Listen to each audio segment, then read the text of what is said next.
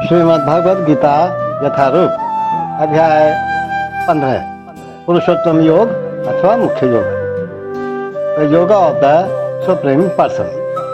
श्लोक 20।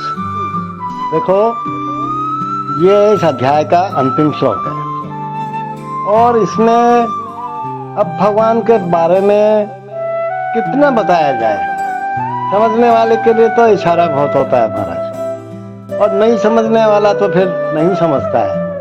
तो भगवान कह रहे हैं कि काफी कुछ बता दिया है भगवान ने, और अब इसमें कह रहे हैं अर्जुन को साफ साफ, अर्थात हम सबको साफ साफ, कि मैंने बिल्कुल जो मेरे गुप्त ज्ञान है वैदिक शास्त्रों का, वो मैंने आपको बता दिया है। अब इसको समझ लेगा तो बुद्धिमान हो जाएगा, नहीं समझेगा तो फिर वो जाने उसका काम जाने, है ना। तो अब अपन बुद्धिमान होना चाहते हैं कि नहीं होना चाहते हैं? यदि होना चाहते हैं तो सुनो भगवान क्या कहते हैं श्लोक 20 में। इति गुह्यतमं शास्त्रम् इदं उक्तं मया अनघ एतत् बुद्ध्वा बुद्धिमान् स्यात् तत्कृत्या च भारते। इति गुह्यतमं शास्त्रम् इदं उक्तं मया अनघ एतत् बुद्ध्वा बुद्धिमान् स्यात् कृतकृत्ये च भारते। भगवान कहते हैं, ए अनघ, ये वैदिक शास्त्रों का सर्वाधिक गुप्त अंश है जिसे मैंने अब प्रकट किया है।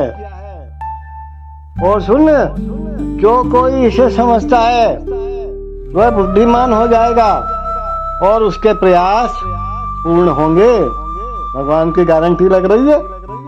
भगवान कह रहे हैं कि जो मैंने बताया वैदिक शास्त्र का ज्ञान, इसे जो सुनेगा बुद्धिमान हो जाएगा।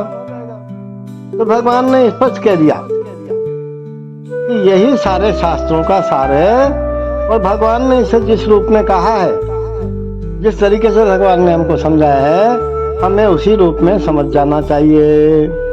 इस तरह मनुष्य बुद्धिमान तथा दिव्य ज्ञान में पूर्ण हो जाएगा।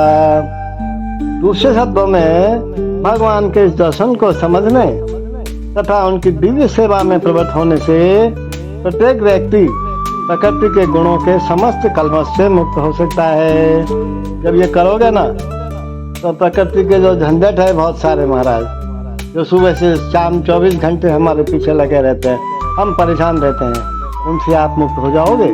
भगवान की भक्ति में लगो, भगवान ने जो कहा है वैसे करो। भक्ति आध्यात्मिक ज्ञान की एक विधि है। जहाँ भी भक्ति होती है वहाँ भौतिक कलमश तो रह ही नहीं सकता। भगवत भक्ति तथा स्वयं भगवान एक है, ऐसा हम कह सकते हैं, क्योंकि दोनों ही आध्यात्मिक है। भक्ति परमेश्वर की अंतरंगा शक्ति के भीतर होती है। भगवान सूर्य के समान है और अज्ञान अंधकार है। जहाँ सूर्य विद्यमान है वहाँ अंधकार का तो सवाल ही नहीं उठता महाराज। अतः जब भी कोई प्रमाणिक गुरु के मार्गदर्शन के अंतर्गत भक्ति की जाती है तो अज्ञान का प्रश्न ही नहीं उठता। देखो, भगवत गीता में ये बार बार कहा जा रहा है, प्रमाणिक गुरु, प्रमाणिक गुरु, क्योंकि हमारा जो मन है ना, ये बहुत चंचल है महाराज।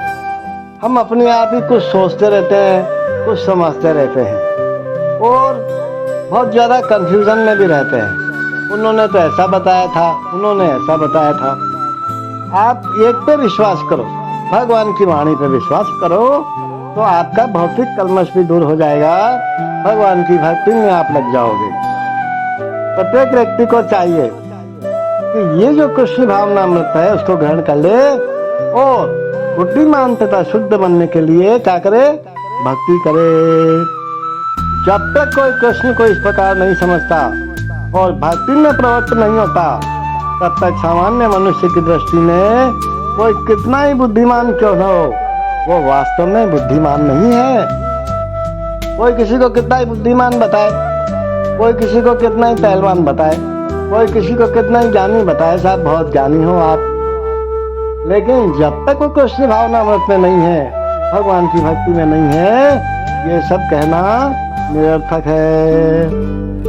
और यहाँ पे शुरू में देखो भगवान ने अर्जुन को अनघ के नाम से पुकारा है, हे अनघ। क्या कहा है? हे अनघ। तो इसका मतलब क्या है? अनघ का मतलब होता है निष्पाप, हे निष्पाप।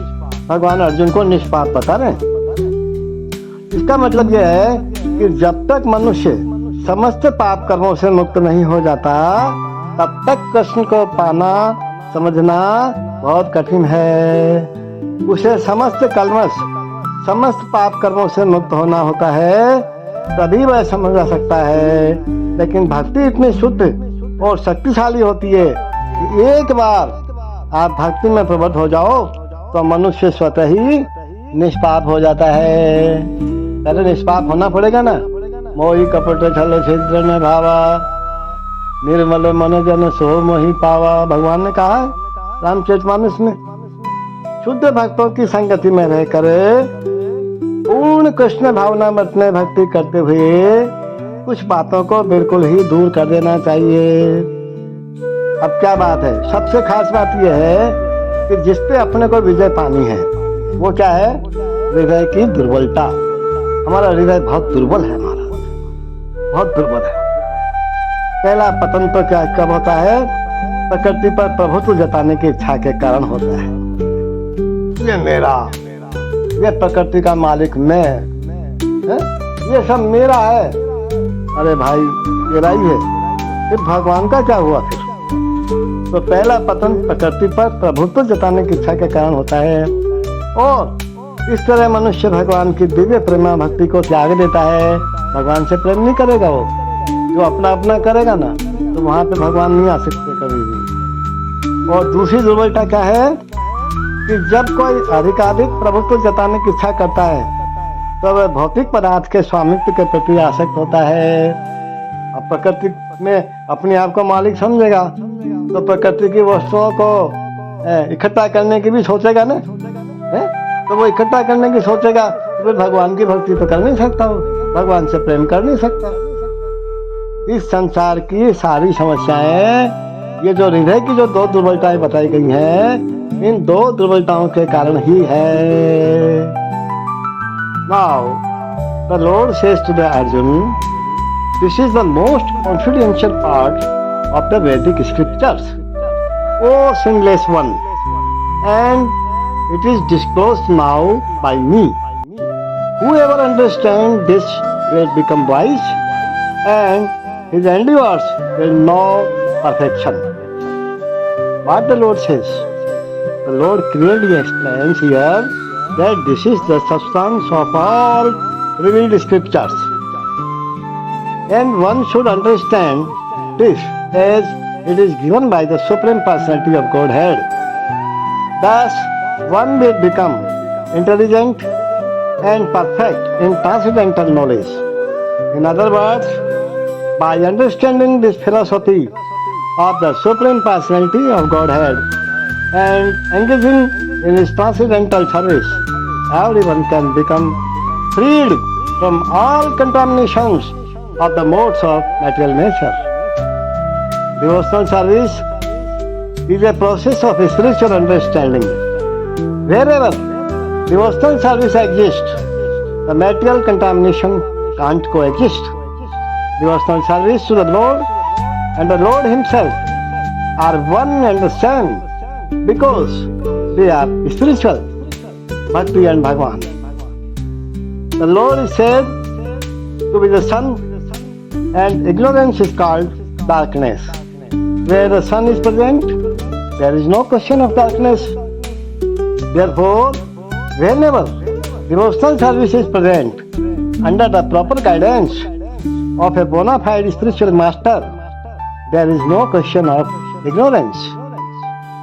Everyone must take to this conscious of Krishna and engage in devotional service to become intelligent and purified.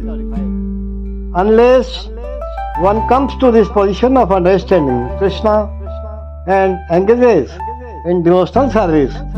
However, intelligent he may be in the estimation of some common man. He is not perfectly intelligent. He is not perfectly intelligent. Hare Krishna, Hare